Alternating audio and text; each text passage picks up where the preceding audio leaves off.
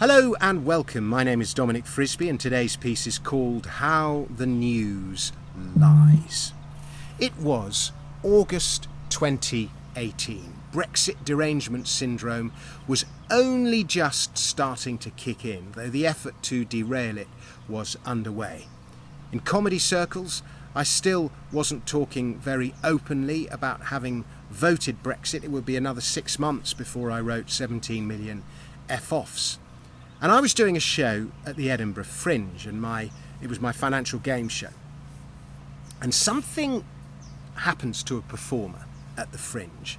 There are so many shows and so much competition, you will do almost anything to get publicity and draw attention to your show.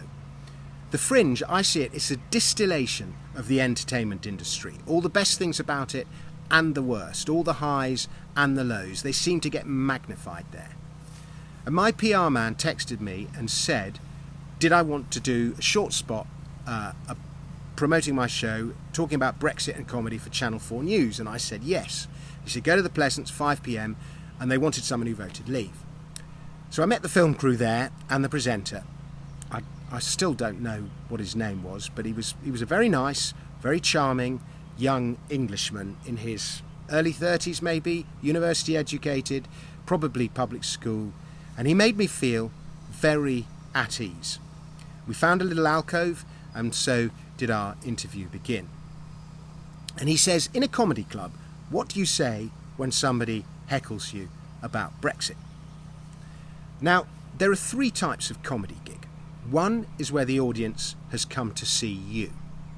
2 is when they've come to see comedy, not necessarily you, just comedy. And 3, the worst type of gig, is when they've neither come to see you nor comedy. Comedy clubs mostly come under category 2. Unless you're doing a solo show, people have just gone there to watch comedy. And I answered the question truthfully. I MC a lot of comedy nights. My job is to create a warm and friendly atmosphere.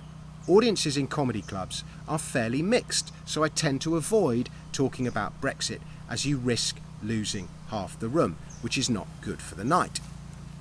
Sure, he said, but what would you say if someone heckled you about Brexit? And I said, well, I don't talk about it, so they don't heckle me about it.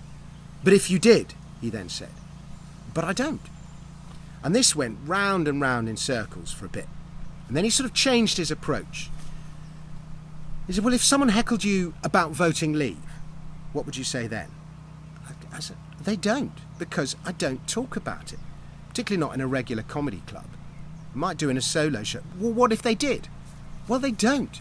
As I say, in a regular comedy club with a mixed crowd, if you come down very heavily on one side, you risk losing half the room. I'm the host. I don't like to do that. It might be different if I was doing a solo show, as I say, specifically, or a show specifically about it, but I'm not. Well, what if you were? Well, I'm not. And if I was doing a show about voting leave, I doubt many Remainers would come. But what if they did? It just kept going round and round in circles like that.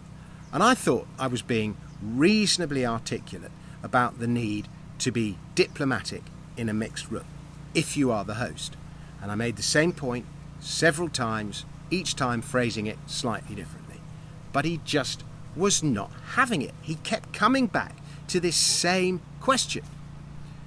But if someone heckled you about voting leave, what would you say?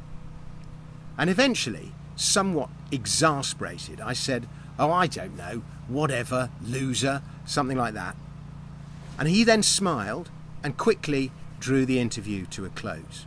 We parted company with apparently goodwill expressed, and I had spent probably 5 minutes explaining the need to be diplomatic and a microsecond with that last line. Later that day, I watched the clip from Channel 4 News, and guess which part of the interview they used.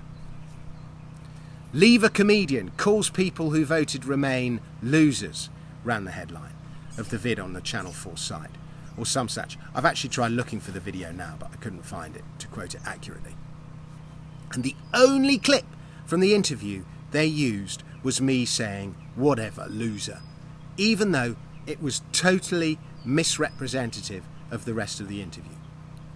And then, in the comments beneath, I remember reading a load of remarks along the lines of, "Well, how is that funny? Remind me to never go and see that guy. Levers just aren't funny," and so on. Now, I won't say I was shocked by how disingenuous the process was, but I was still kind of, shaking my head wearily. And I sort of explained it to myself along the lines that he'd gone into the interview wanting a certain clip that he could use to illustrate a story he'd already formed in his head. And he wouldn't stop until he got that clip. And he had no interest in anything else I said. And I suppose that is a kind way of looking at it. That's a trap I often fall into. On the other hand, he was a lying cheat, and the clip he showed of me was completely misrepresentative. It could have been quite damaging to me reputationally, but fortunately the clip was so short and not that many people will have watched it. If nothing else, it showed me just how untruthful the news is. You really cannot trust it. No wonder so many have lost faith. When you have a reporter brimming with ambition, the same ruthless ambition that actors, singers, comedians and other media stars often have, the most important thing is their career. Everything else, including the truth, is subordinate to that. Now, sometimes there is a happy coincidence. The reporter boosts his or her career by breaking some amazing story, some amazing truth. But given a choice between the two, career almost always wins. Such is the nature of the ambition of many in the media. And even with everything I know now, I still watch a news story and I'm taken in by it. It's only when you are actually there that you see just how misrepresentative it can be. Do not trust the news. It lies. I've now just remembered another story. This is a long time ago, 1990 World Cup, when the English fans got into scuffles with the Dutch fans just before the England-Holland game in Cagliari in Sardinia. "Evil, terrible hooligans causing trouble," ran all the headlines. I was there, and there was lots of footage in the news stories of Italian police with riot gear, shields, firing off tear gas, people, English fans throwing the tear gas back at the police, all the rest of it. Now, I'm bilingual. I saw the whole thing. The Italian police directed tens of thousands of English fans marching to the game straight into tens of thousands of Dutch fans marching to the game. The Dutch had come from the port, the English had come from the town. They were both walking up separate routes. The Italian police directed them into each other.